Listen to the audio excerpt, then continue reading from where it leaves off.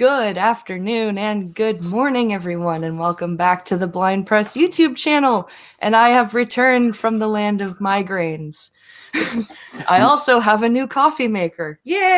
Yay! It's Wednesday today, and therefore it's Wednesdays with Skep. How are you doing today, Skep? Oh, I'm doing well, man. I'll tell you, the land of migraines is a lot like Cleveland. It's a great place to be from, Just I was from there. I live there no longer. Man, no kidding. You don't want to live there. It's I pity people who have migraines. I was watching one of my guilty pleasures is occasionally watching Mojo.com. Yeah. And they have this thing on uh, outtakes from the news. They have a newscaster, and this was very interesting. She was starting off her newscast, and one of the interesting things that happens when you have migraine aura is one of the interesting pathologies that can happen, is that you'll have a verbal dysplasia where you just start saying nonsense words and you think you're saying the stuff. And so she was launching into this newscast and she's going, tonight, and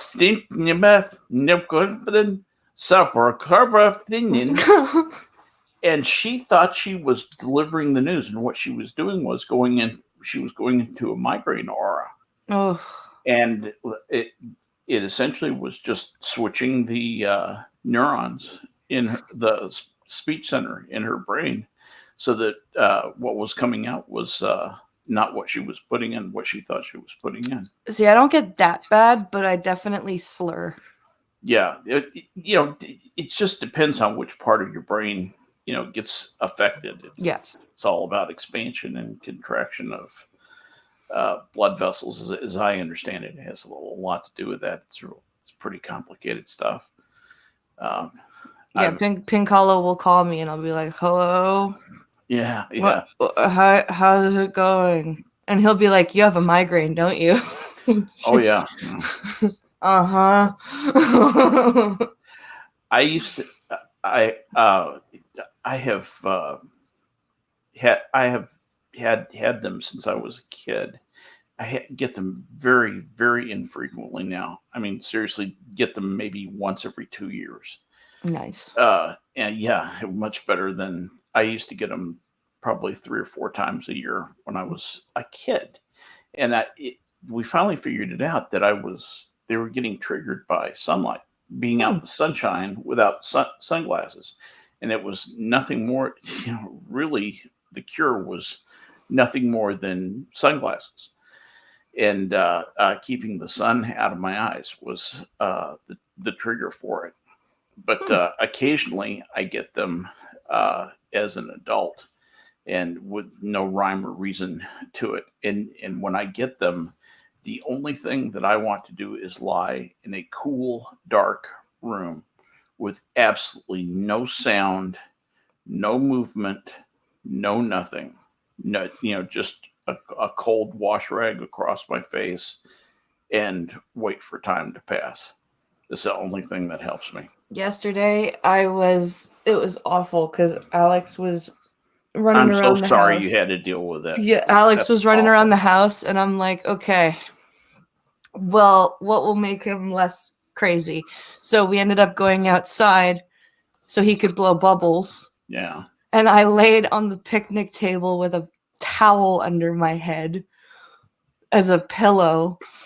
And then, of course, they're redoing the road down the street. I'm like, oh my God. Okay, it's either the construction or the roaring child. Well, the child's not roaring right now, so I'm pretty sure you earn your place in heaven, having to raise children and deal with migraine. I mean, as far as I can tell, you are, your place in heaven is secure now. Jeez, I'm sorry you had to deal with that. I'm glad you're back. Glad you're here today. I'm running on empty, as the Yeah. title says. Sure. So after that kerfuffle of headache-ness was gone, I fell asleep with Alex and Logan. Yes. And we had a thunderstorm around 1:00, which woke me up. Yeah. And how do your kids react to thunderstorms? Oh, they love it. They go, "Oh wow, thunder and lightning, cool." Yeah. So I wake up at like 1:15, and I can't get back to sleep, and I can't get back to sleep, and I can't get back to sleep, and I finally that never gets old, does it? And I finally lay down. I laid in bed for a good hour and a half before getting up, and I finally laid back down at 4, and I just start dozing off. And I hear Logan, "Mommy!" I'm like, "Oh God, no!" So I had to get him up and get him back to sleep, which took till about 6.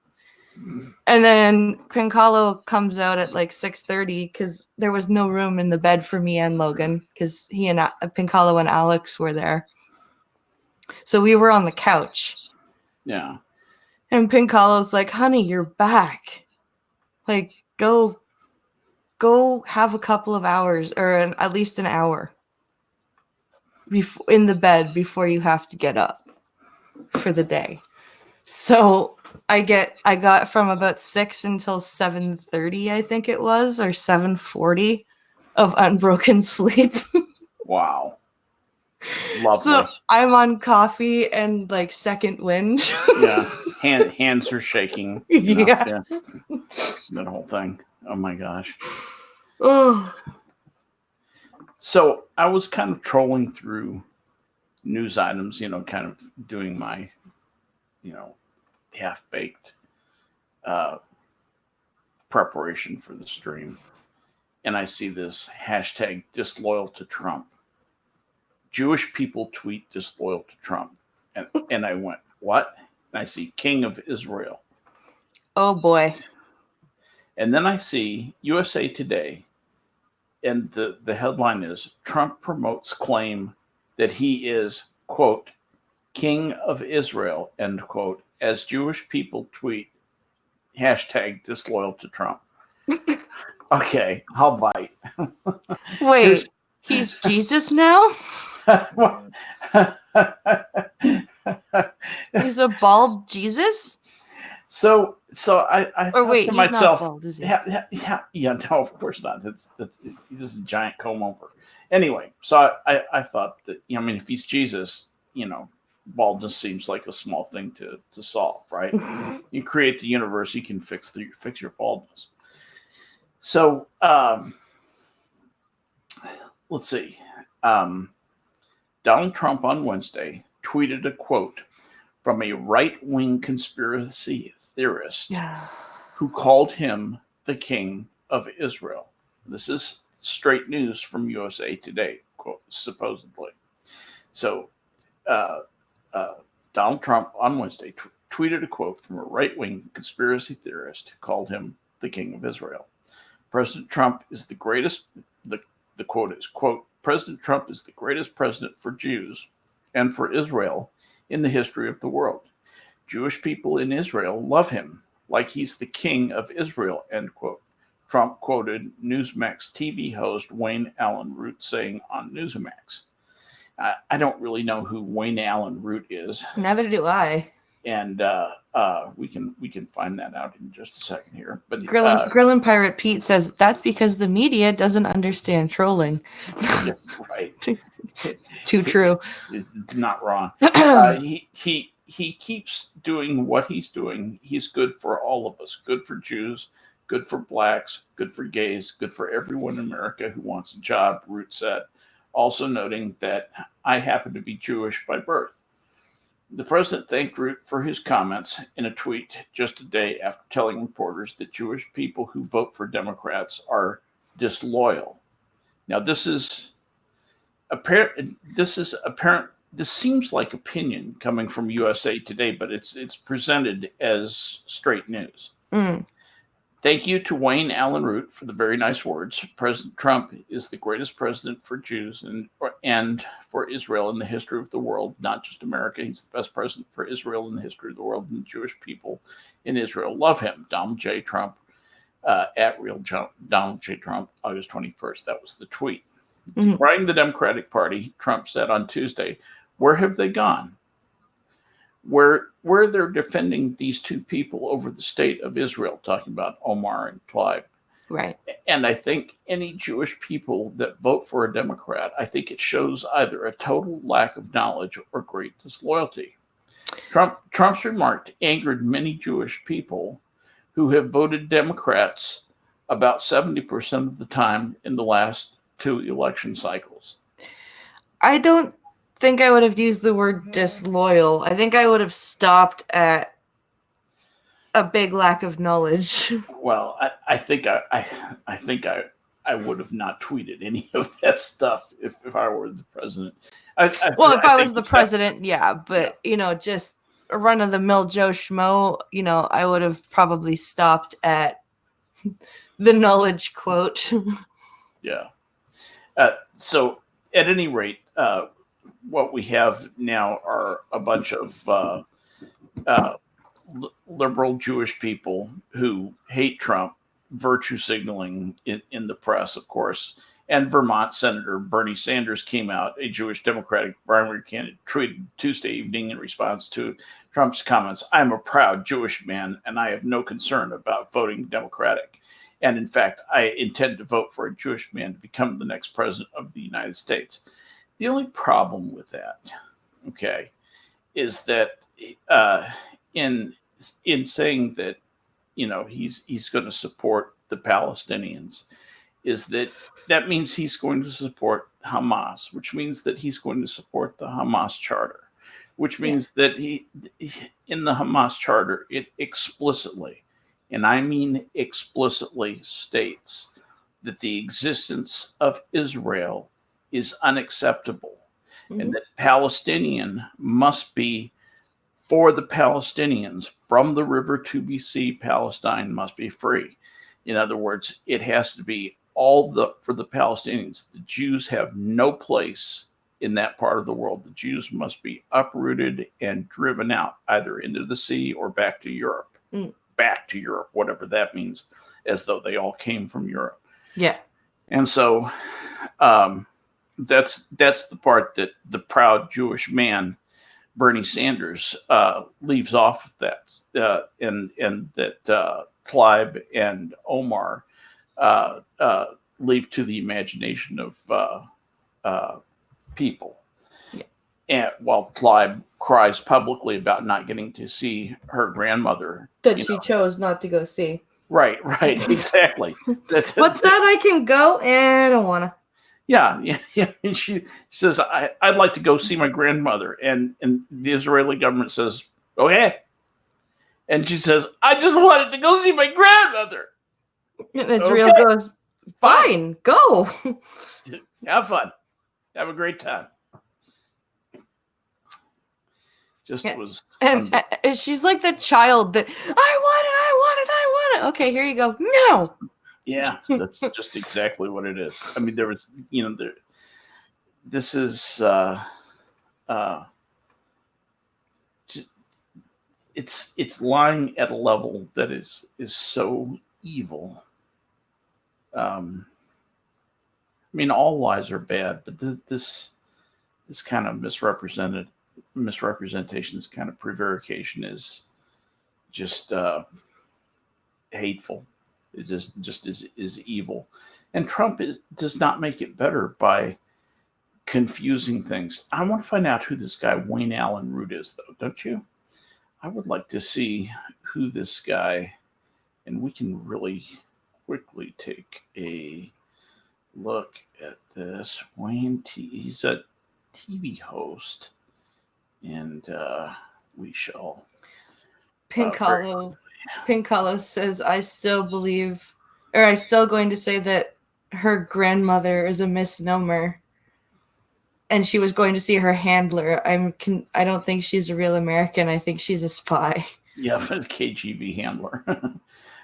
Wayne Allen Root is an American conservative author, radio host, and conspiracy theorist. He's the host of Wayne Allen Root Show on USA Radio Network and Newsmax TV.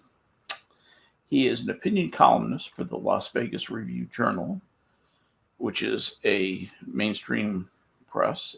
He was the vice presidential nominee for the Libertarian Party in the 2008 presidential election. I thought I remembered this guy. He left the Libertarian Party and rejoined the Republican Party in 2012. And he's known for promoting conspiracy theories, et cetera, et cetera. He was born in Mount Vernon, New York. So he's a barely recognized publisher / radio guy / somebody that they're trying to turn into the next Alex Jones. Got it. Yeah. Okay. Went to Columbia University. Describes himself as a Jew turned evangelical Christian. He says he considers Donald Trump to be the first Jewish president, in the same sense that Bill Clinton was often called the first black president. So kind of a strange symbolic thing. Yeah, it's an odd thing. He's had a sports handicapping operation. So he's a glorified bookie. He's sort of a gadfly. Yeah. One of these guys always looking for the angle, looks like. And the sort of person I wouldn't trust as far as I could throw them.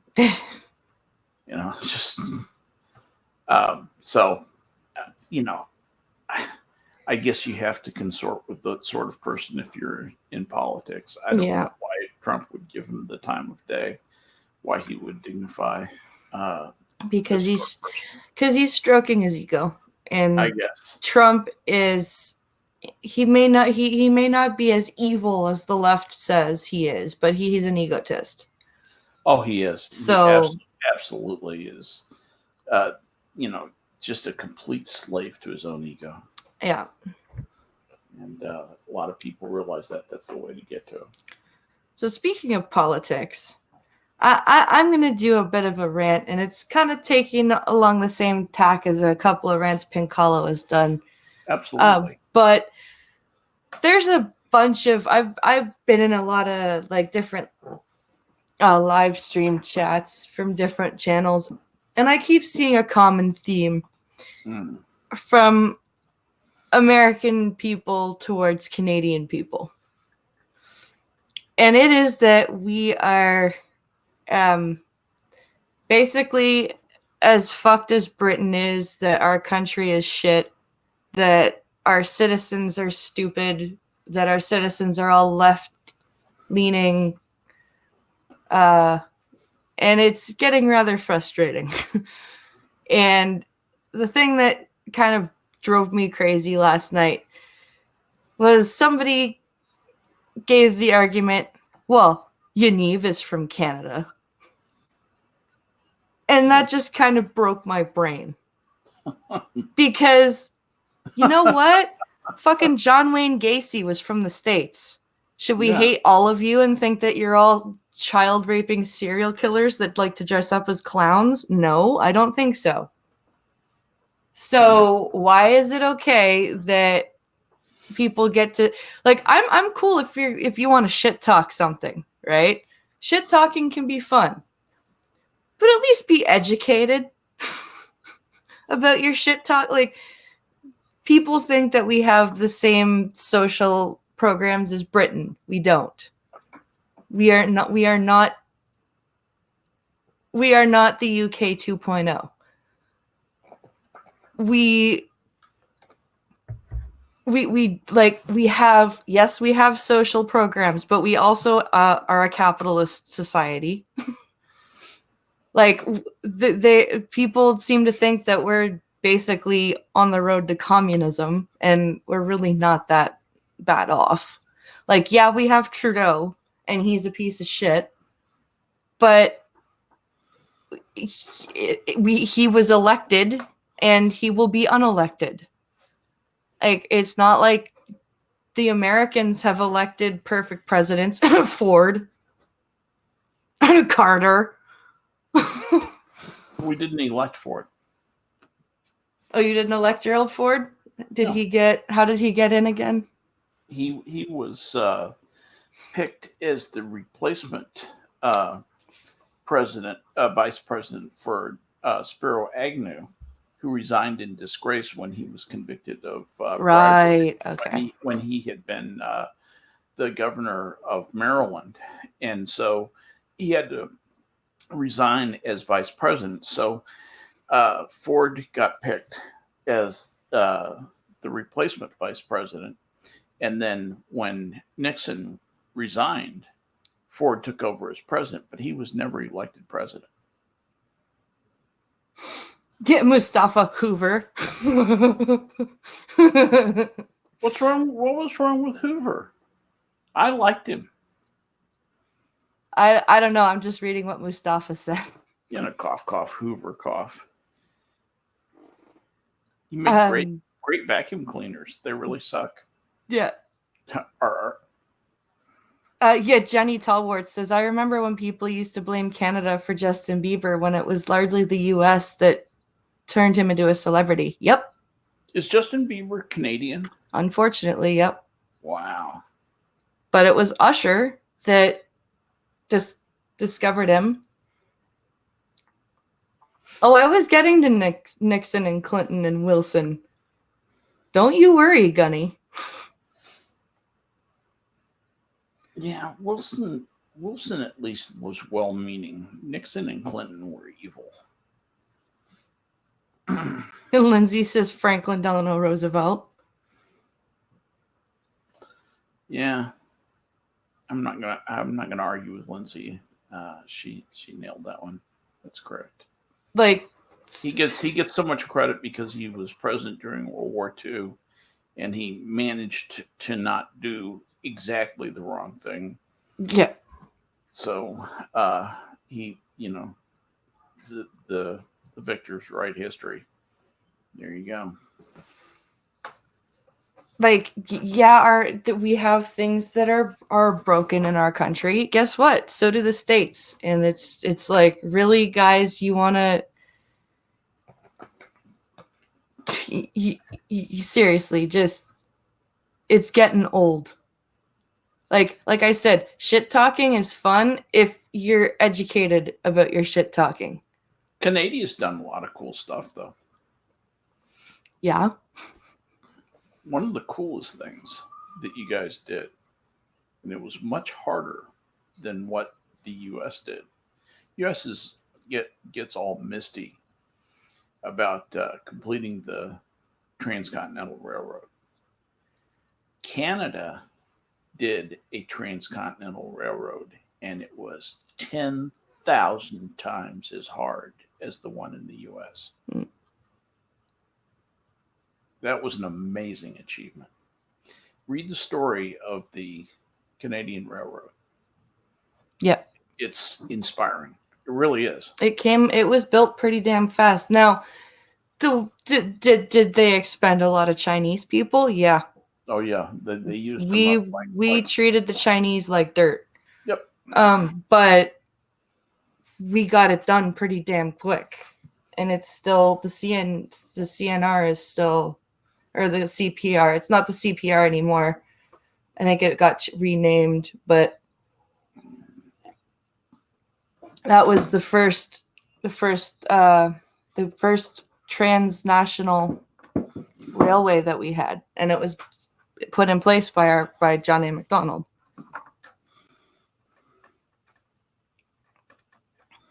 The Avro Arrow is another damn cool thing that we did. Yes, it was. That rocks. That totally rocks.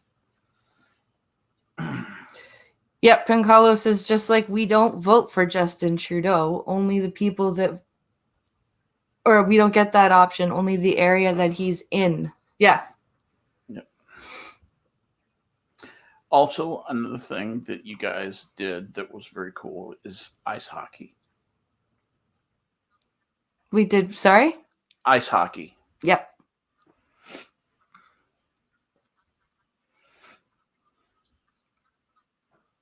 Yeah, and the Canadian Shield is. Pinkala's like, yeah, it was 10,000 times harder because of wonderful thing called the Canadian Shield. Nothing like. Nothing like. I don't know, 4 mile thick. Wait a minute. What is this? Yeah, it was 10,000 times harder because of this wonderful thing we have up there here called the Canadian Shield. Nothing like, I don't know, 4 mile thick layer of molten nickel. The Canadian Shield. It's all granite and nickel, and it's the Canadian Shield is actually a very, very, very old mountain range.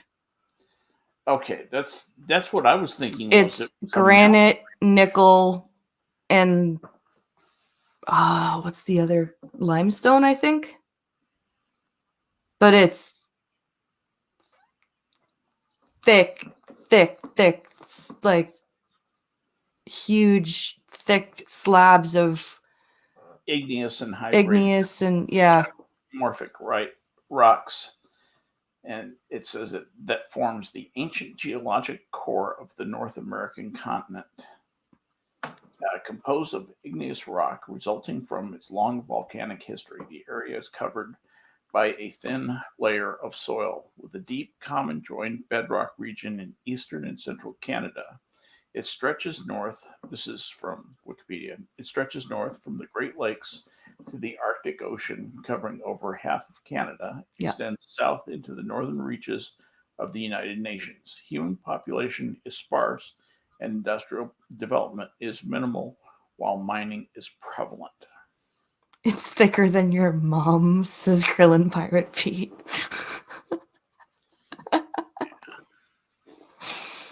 Oh, that's good.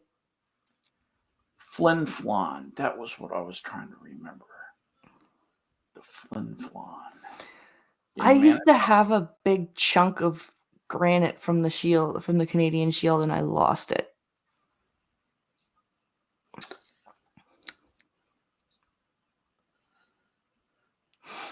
Flin Flon.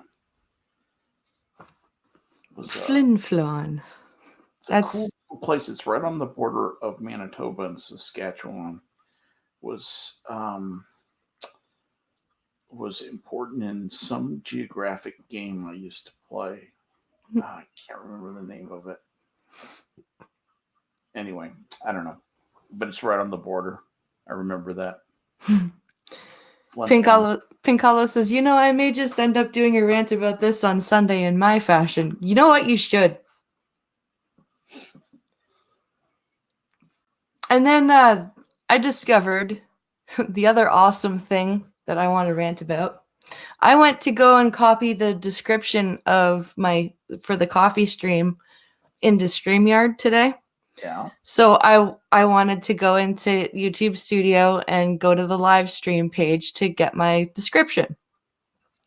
Well, today is the day that YouTube Studio Beta is now mandatory. So I can't use YouTube Studio Classic anymore. And the live streaming tab is under this little pop-up menu called Other Features. Well, that's good to know. I didn't know. Oh man, I've got to use that tonight. Well, shit. When I go to click on that with my screen reader, guess what doesn't happen?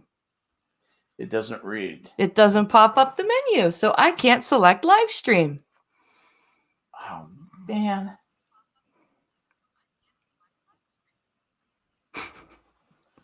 What the hell? Yeah. Isn't that amazing?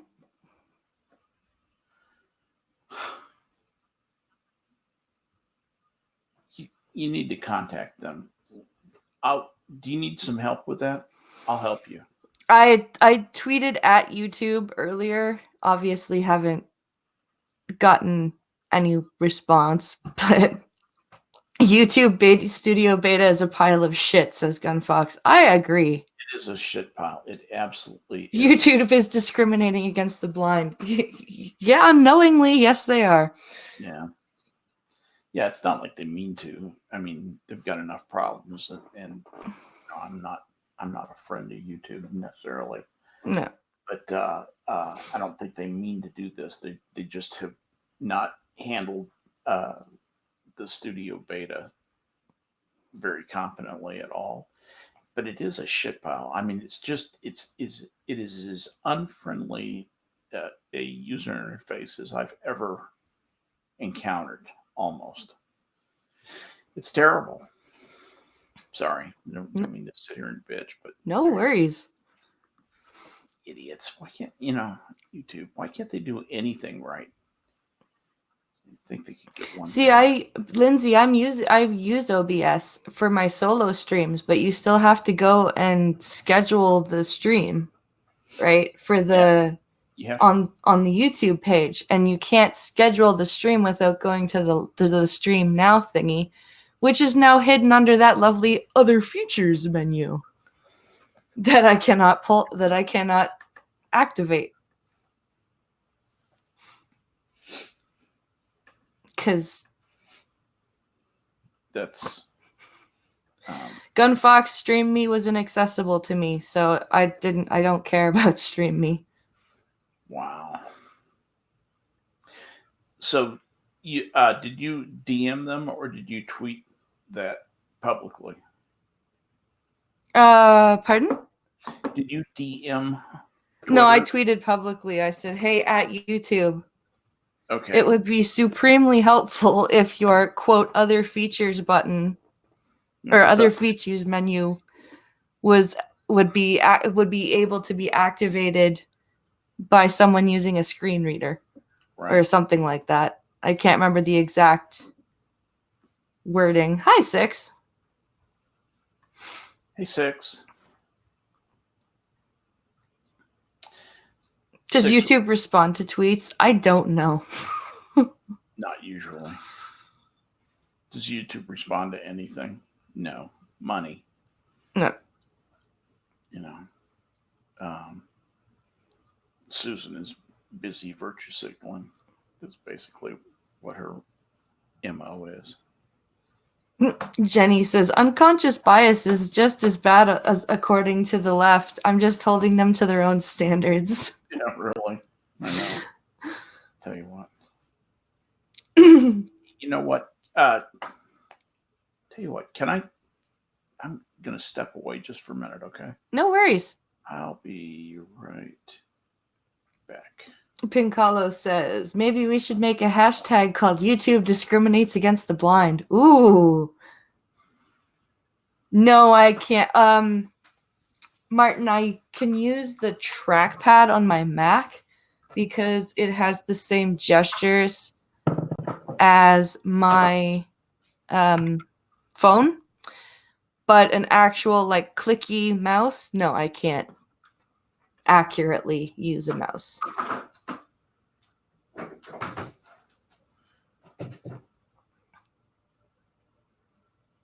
Don't forget to play your oppressed victim card to get it fixed fast. YouTube is ableist against the blind.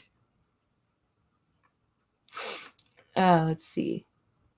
So much for YouTube being inclusive. No kidding.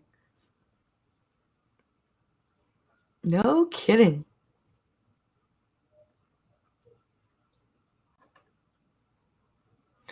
Let's see. What else happened?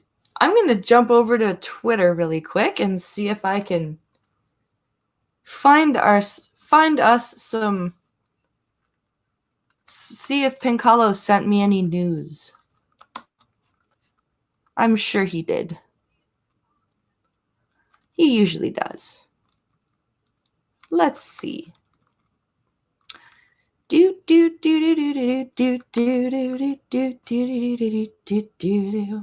That's right. I'm singing circus music. I told you it would be an interesting coffee stream today. I am loopy. Okay. There's the DM with Pink Hollow.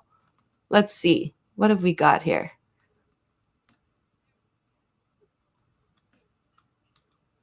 What do we have here?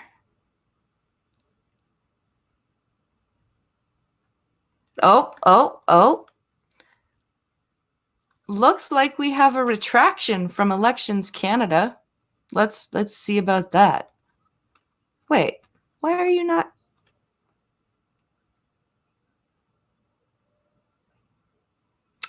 Oh, you suck. Let's just use Safari. Let's just go into Safari instead then, if it's going to be a dick. If you're going to be a dick, Chrome, then we will go into Safari instead.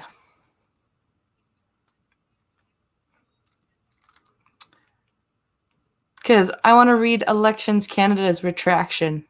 Because apparently environmental groups can still talk about climate change now.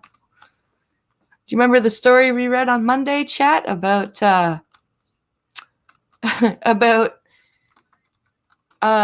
Elections Canada saying you can't talk about climate change. It could be considered a partisan issue. Well, apparently they've retracted that statement. So let's learn about that, shall we? Where are the messages? Stop telling me you're busy.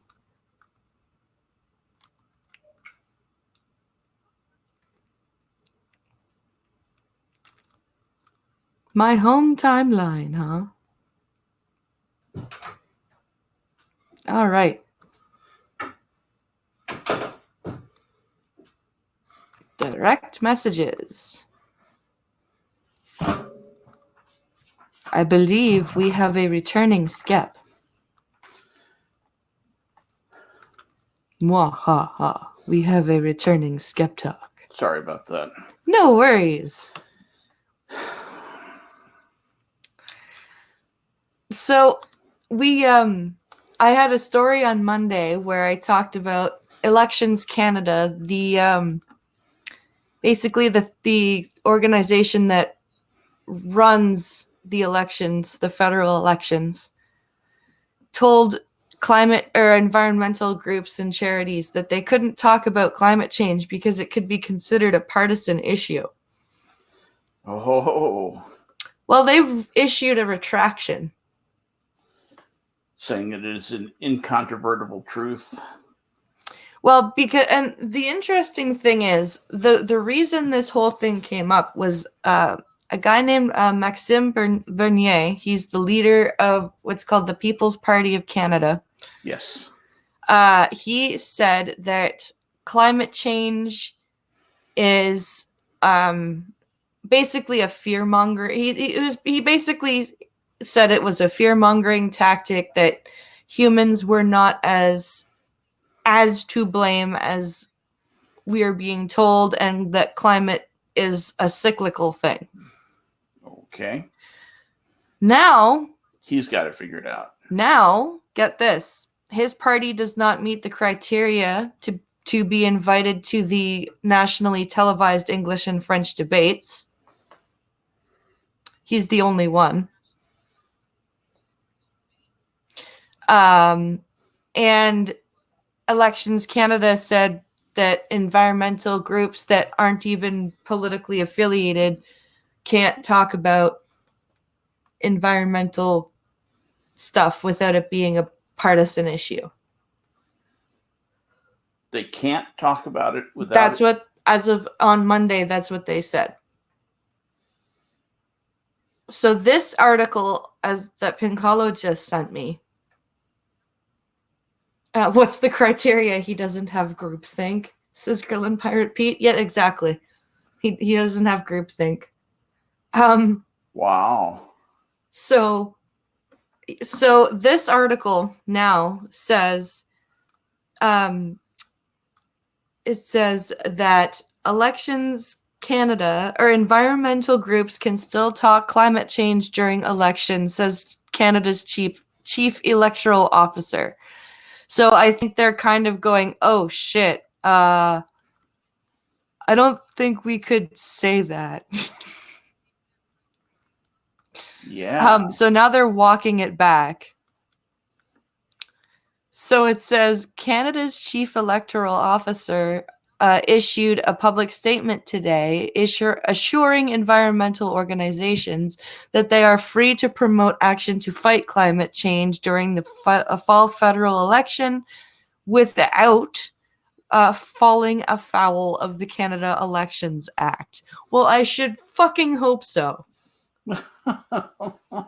Even if they're wrong about climate change, they should have a right to fucking talk about it. We have under the Canadian Charter of Rights and Freedoms, in Section 1, we have the right to free speech. For now. For now, yeah. Yeah. But you can't say that a charitable organization is falling afoul of the Elections Act. That's ridiculous. I think there are going to be some people who want to improve the speech, to make the speech more perfect. And why have free speech when you can have new speech? Yeah. Better speech. Newer, better, shinier speech. That's right. Speech that doesn't require thought anymore. Nope, Johnny Skep is not Canadian. Skep is a Texan. That's right. But he is a friendly and intelligent Texan, so we like him. I'm not an evil man. Just like AP is an awesome Texan, so we like him.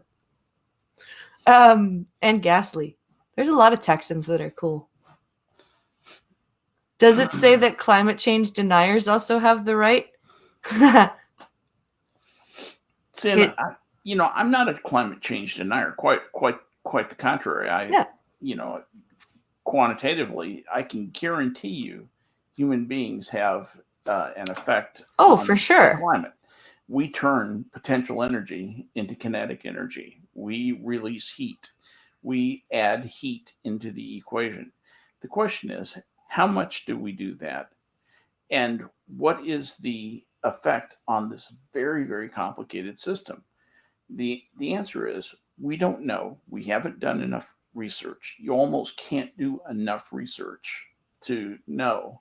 And what scares me is that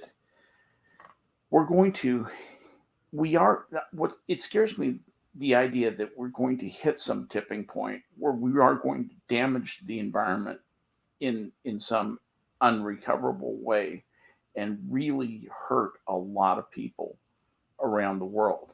And it's not going to be the United States or Canada or Mexico that does this. It's going to be the two biggest polluters on Earth. Do you know who the two biggest adders of carbon? I know you know the answer to this because you've heard me rail on and on about it. So it's a rhetorical question. The two biggest adders of carbon on Earth, the two biggest polluters. China and India. And until we rein them in, until we convince them that their long-term interest overrides their short-term interest and that they've got to do something about what they're doing to the environment, they will go ahead and say, no, you do without plastic straws and, rearrange deck chairs on the Titanic, and we're going to sail full steam ahead into the ice flows. That scares the hell out of me. Yeah. And what the really bad thing is at the grown-up table level, the way this plays out is if the research comes back and it says China's doing something that in 10 years 70% of the landmass is going to vanish. Okay. And China wins that game because it retains most of its landmass, and that's the actual game that it's playing. Then our next move in the chess game is to nuke China, is to stop human activity in China. Which is also not good for the environment. Well, actually, that has there's ways to do that. That has negligible, not negligible, but you can control the damage to the environment there. The moral damage, what it does to the human soul, is more my concern. The idea of killing 2 or 3 billion people. I mean, Stalin was, Mao, I guess, is the all-time champion at 60 million. But to go in there and kill 2 or 3 billion people is that's pretty daunting. Yeah. And then you get into the ethical, the world. Yeah, that's when you get into the ethical dilemma. Is it okay to kill 3 billion to save 4? Almost 4, right. Almost 5 now? Well, is it and what you're doing is you're saving the diverse part of the world. You're saving everybody but China. So do you let the world just go ahead and be Chinese mostly, or do you let the world become everything but Chinese? It's an interesting dilemma. Yeah. It's a very interesting, Rand Corporation kind of gaming out. And of course, it's very, very much oversimplified, because there's all kinds of major ripples that happen, on the way, all the way in there, all the stopgap things that would happen on the way to those options actually being played. I don't think you ever get to those options, and but it's scary to think about the fact that right now China and India are trashing the world we live in, and there's absolutely nothing we can do about it until we decide to do something about it. And all in banning straws in California is not doing a damn thing about it. That just pisses me off when I hear we're banning plastic bags. Really? That doesn't make any sense. It doesn't make any sense at all. Lindsay, you're not wrong. She says this is a very city on the edge of tomorrow type scenario. I think she means city on the edge of forever. Forever, yeah. That's what I was thinking, yeah. It is. Yep. Do you let somebody die to save like billions and billions of people? Or do you let that person live and cause more millions and millions of people to die? It's a hard scenario. So China needs the Green New Deal. You're not wrong. Would nuke them economically. Yeah. It would. Oh my God. It would. Yeah. I don't have I don't know what the answers are. No. I wish that I had better answers than this, but I just don't have better answers than that. And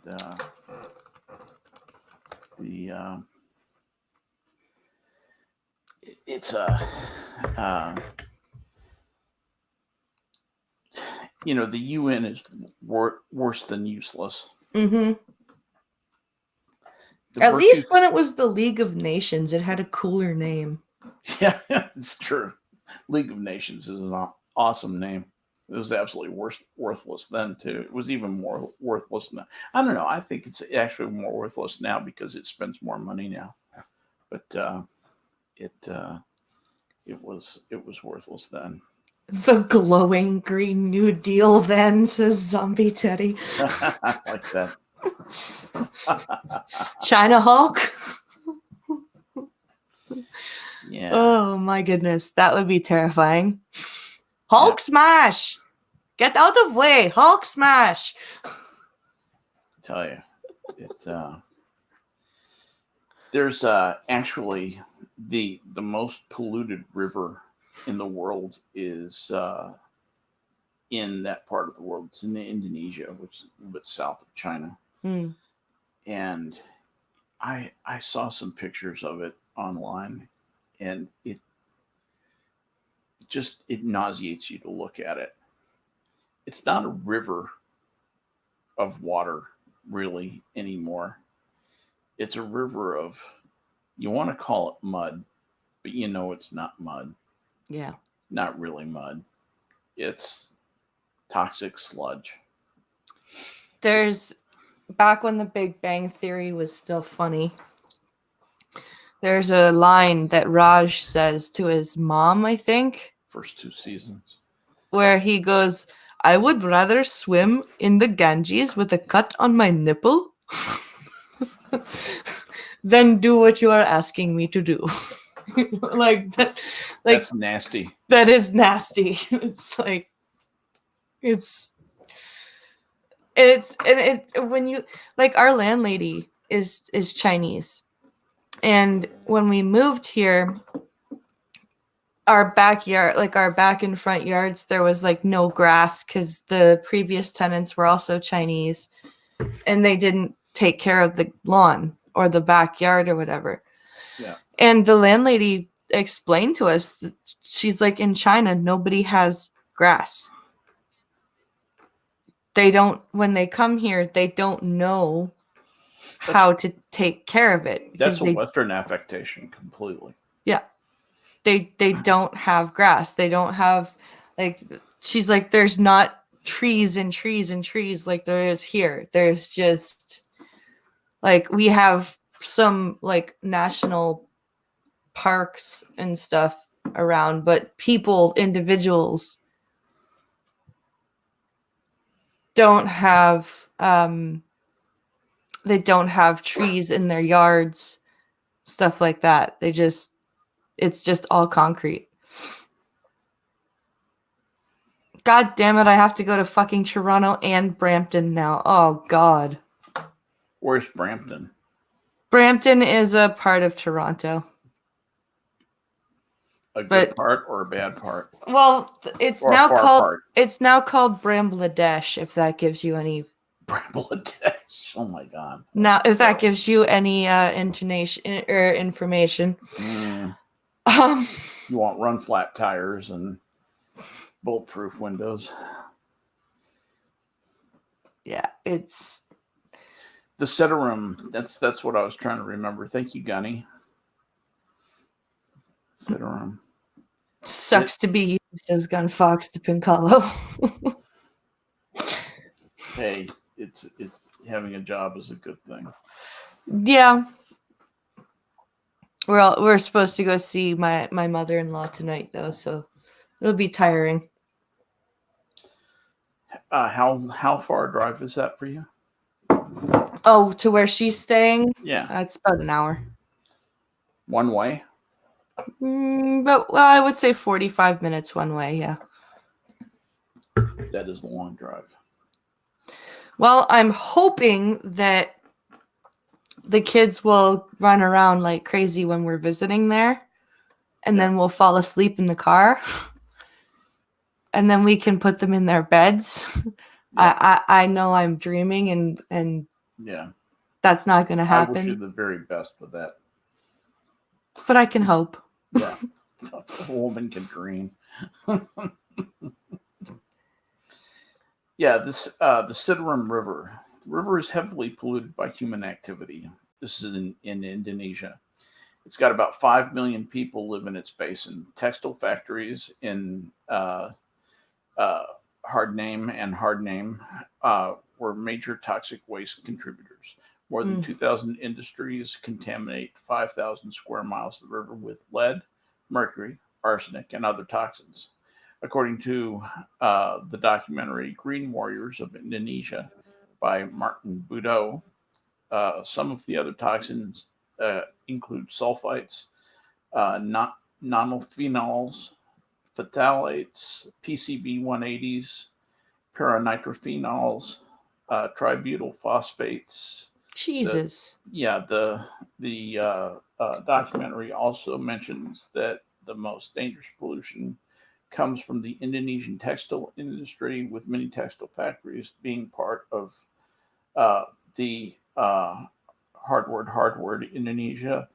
It also mentioned that the textile factory effluents are only tested on a very select number of parameters. It was thus also proposed in the documentary that a revisal on the textile, good old Wikipedia, a revisal on the textile industry Revisal. guidelines could include more parameters such as sulfites and heavy metals. Just read it. The guy who wrote it, probably was. On December 5th, 2008, the Asian Development Bank approved a $500 million loan for cleaning up the river, calling it the world's dirtiest river ever. Wow. So there you go. They are thinking that it's going to cost about $4 billion and take 15 years. They started to clean it up in 2011. It's going to take 15 years to clean it up. $4 billion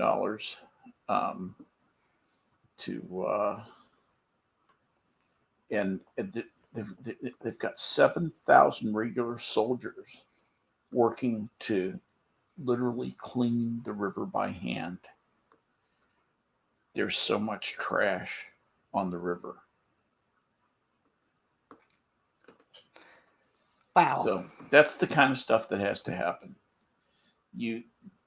What Indonesia is doing, you have to do that essentially all over India. I mean, all over India. Yeah. And there's other isolated places like Nigeria.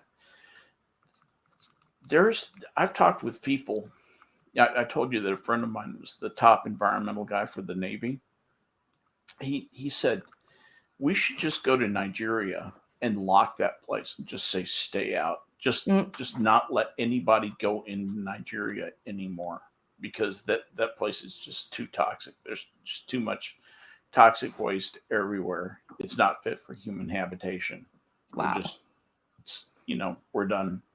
You can't even clean it up. There are parts of Nigeria that cannot be cleaned up. We don't have the technology to clean it up. And there are other parts of the world that are like that, where it's we're going to get more and more of these, and I'm concerned it's going to get out of control. It's easy to panic at this. You can talk yourself into a panic, but even trying to be calm and maintain some perspective, it's a pretty scary thing. It's something we do need to pay attention to and do something about. Yep. And on that note, my friends, you've whiled away another hour with us. Wasted another precious hour of your lives. If you enjoyed this and want more, there is Minions of the Zoo tonight, and I will be there. You can do it again? I can do it again.